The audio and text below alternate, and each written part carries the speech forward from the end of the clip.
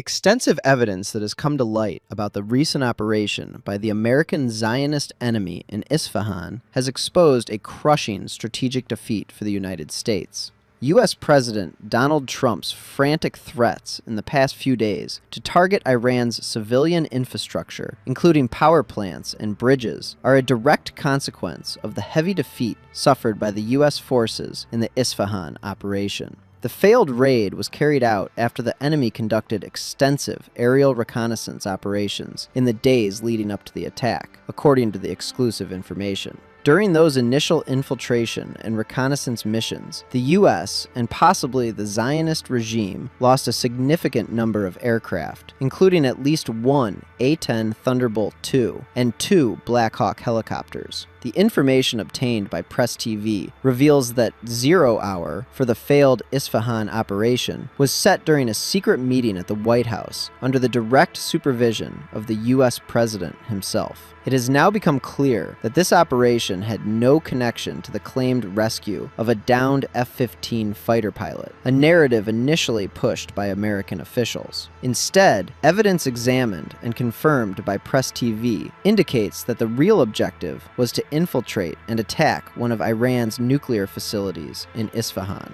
The landing site for C-130 transport aircraft, chosen based on previous reconnaissance, was an abandoned airstrip located dangerously close to one of these nuclear sites. The Americans miscalculated, believing that Iran's air defense would be unable to confront the aircraft involved in the operation. However, Press TV learned that the deployment of numerous U.S. aircraft occurred while the Iranian armed forces were in full alert waiting for them. In fact, American special forces fell directly into a trap set by Iranian forces. The Iranian armed forces, including the army, law enforcement, Faraja, the Islamic Revolution Guards Corps, IRGC, and local popular forces, initially did not show a serious reaction to the landing of the first C-130, which was carrying dozens of Special Forces commandos. Evidence shows this aircraft veered somewhat off the runway while landing at the abandoned dirt airstrip. Minutes later, a second C-130 aircraft approached, carrying specialized vehicles, several MH-6 Little Bird helicopters, and other support equipment. At that moment, Iranian forces on the scene targeted the second aircraft before it could land, turning its normal landing into an emergency one. Two Black Hawk helicopters also arrived shortly after. It was at this moment that the aircraft, helicopters, and commandos who had disembarked from the first plane became perfect targets for the Iranian armed forces. After the special forces realized they had fallen into the trap, the White House Situation Room made a critical decision. The main operation to infiltrate the nuclear site was changed into a desperate rescue operation for the dozens of U.S. commandos trapped under Iranian fire. The Americans immediately sent several smaller aircraft to extract their forces, barely managing to gather the individuals and withdraw them from the deadly situation.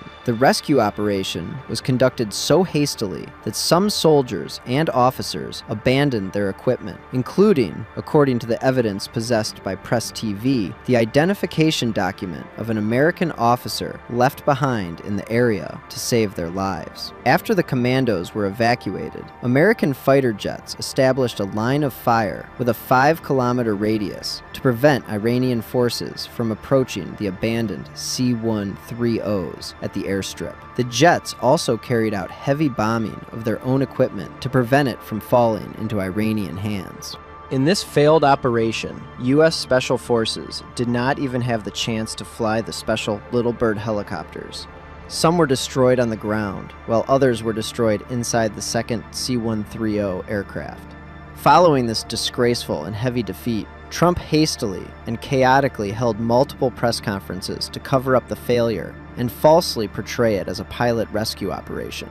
The information obtained by Press TV notes that the heavy aftershocks of this great debacle for Trump will affect not only the fate of the ongoing war against the Islamic Republic of Iran, but also the political future of America's gambling and ignorant president, his Republican Party, and the American political scene for years to come.